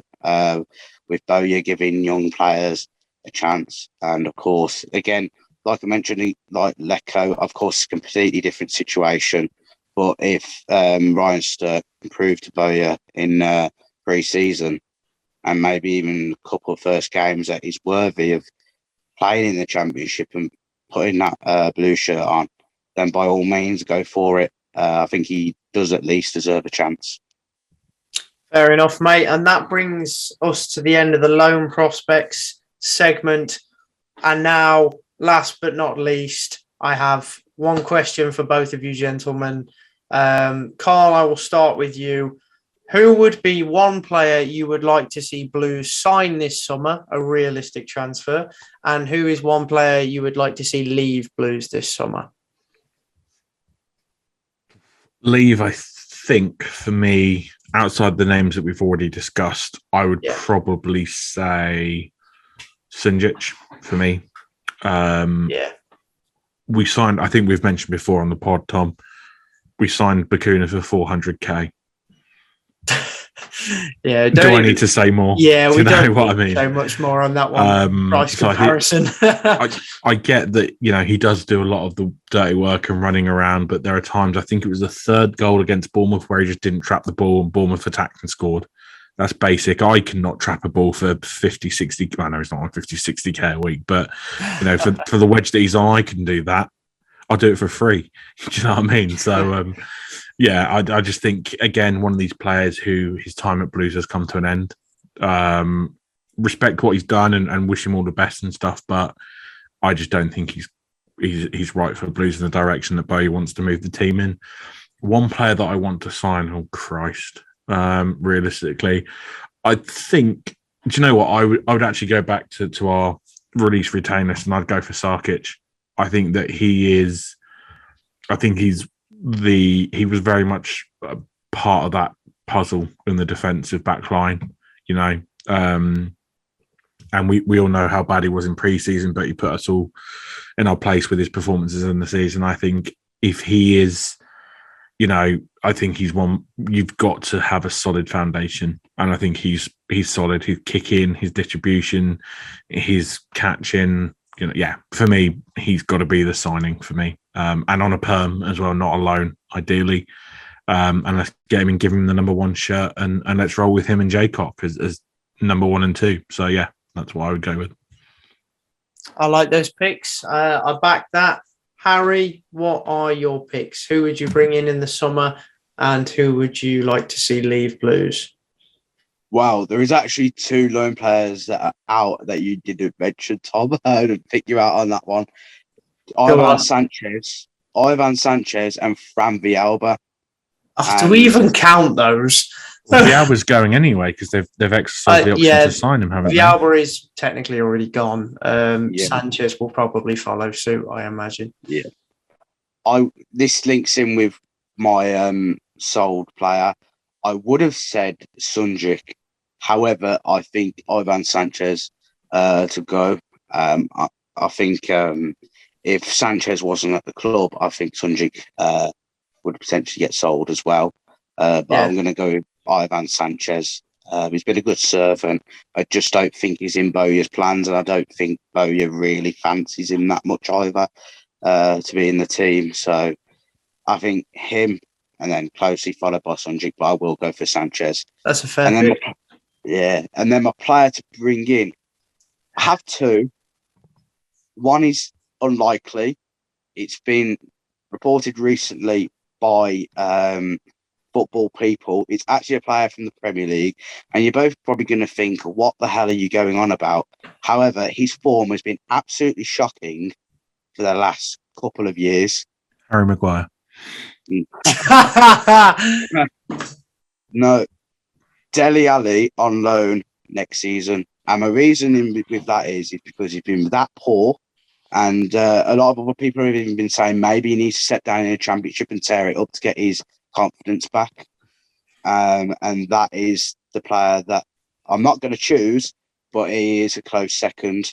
The player I will choose, though, is Onel Hernandez, because I think he's the most important player we need to bring back into the squad. I think that's fair. Dele Alli, if we had money, maybe. We don't, so probably not.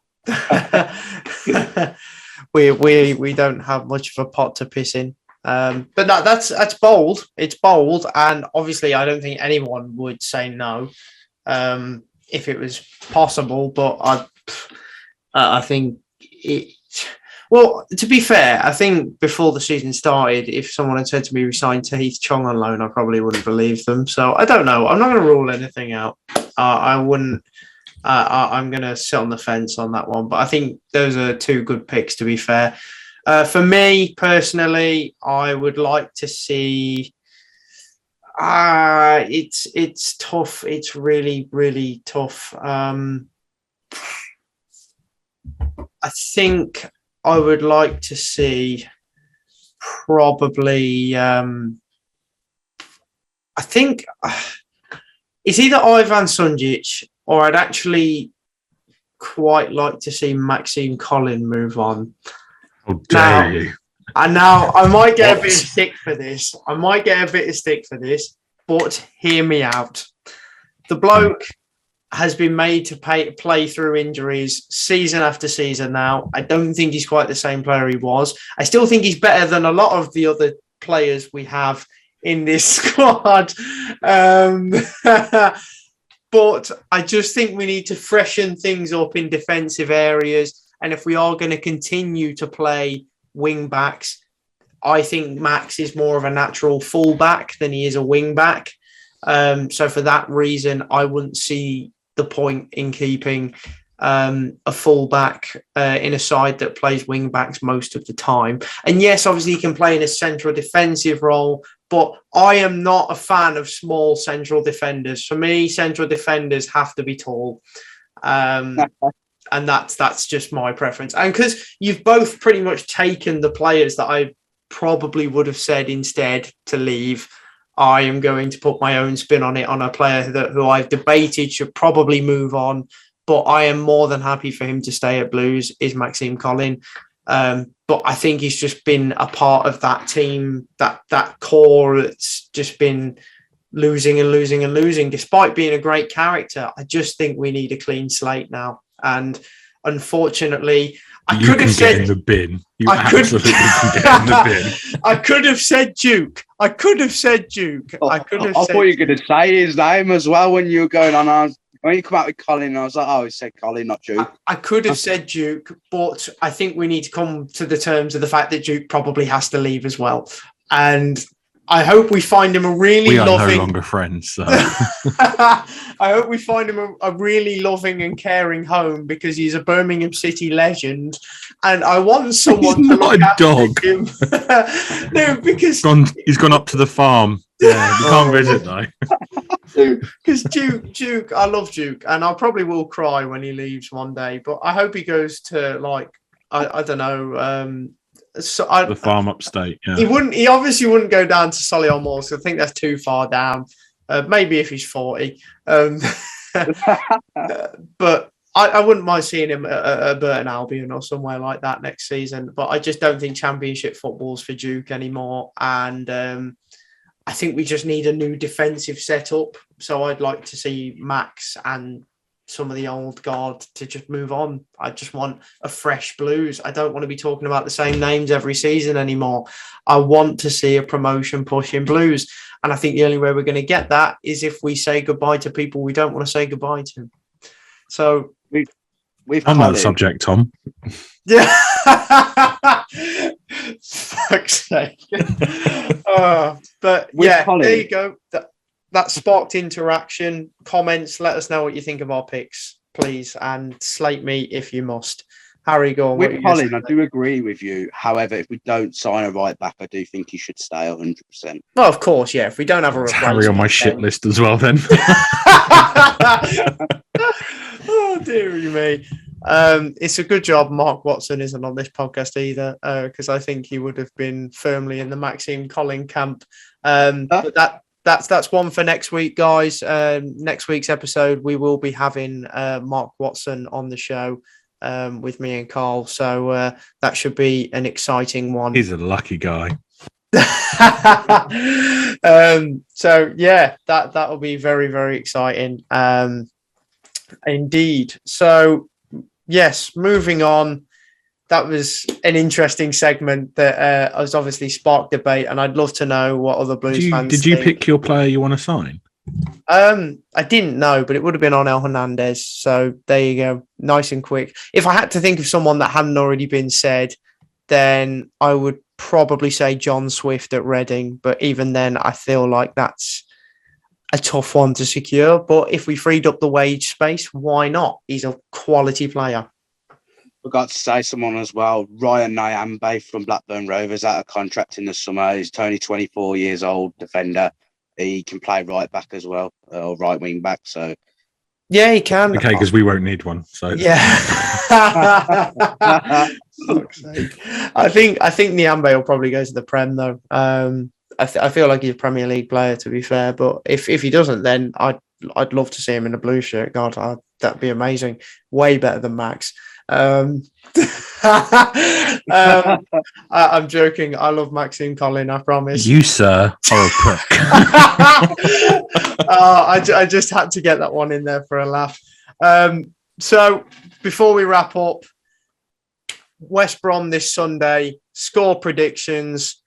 We never seem to beat West Brom, but I actually think this is the best chance we've got to do it. So I'm going to be positive because I do believe we have a few players returning from injury. I'm going to say 3-1 Blues. And I'm sure it'll finish 3-1 Baggies. But I'm saying 3-1 Blues because I just think that it might be the day. We might actually finally beat West Brom. So, yeah, there we go. I said it. 3-1 Birmingham City. It's going to happen. No, it won't, but still. Carl, your score prediction and any brief thoughts you've got before this Sunday. 1-0 Blues, Maxime Colin, 89th minute. Stick that in your pipe. No. If Colin scored, I wouldn't slate him ever again. I will fucking hold you to that, and that will be on YouTube and everything, my friend. That's literally on the internet forever. Yeah, I think it's probably the best chance we've had for a while of beating the Baggies, to be honest. So yeah, I am going to go 1-0 Blues. I would love it if Max does score now, just to make a point. But I think it's more likely to be Mr. Taylor. But yeah, I think we've got a great shot at doing it, and I think we will. I think we discussed it the other day, Tom. I think, Forest we're not going to get much out, so I think we need to get 3 points where we can. And I think Baggies is the game to do it. 100%, mate. Harry? I think some people might underestimate West Brom in this game. They're actually unbeaten in 4 games or something like that. I actually think the international break actually come at a better time for West Brom, because I actually do think, even though they were unbeaten for those 4 games, if we played them before the international break, I do think we would have beat them convincingly. Well, fairly convincingly anyway. They've still got good players. But yeah, tough game. If Lyle Taylor wasn't there, I think it would be potentially a hard one to win. However, I will just edge us on the fact he's hopefully back. Even Deeney might even be back for that game as well, which would be a big plus. West Brom, they bring a good following, as they usually do on away days. So yeah, tough one, but I'm going to edge us 2-1. And Tom, if Gary Gardner scores the winner, you're going to get a tattoo of him on your bum? Yeah, why not?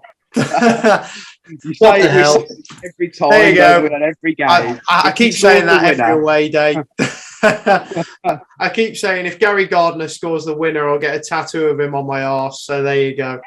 The deed is done. If Gary Gardner scores against West Brom, then there's my promise. You know what to do, Gaz. And do you know what? If Maxime Collin is the other scorer, I'll get him on the other cheek. So there you go. Why have I just said that? Well done. Nice one. It's all out there now. There's no going back. I hope we lose dramatically. It's nice that we're all positive about a local derby for a change. I'm sure it will all slap us in the face next week and we'll be back in reality again.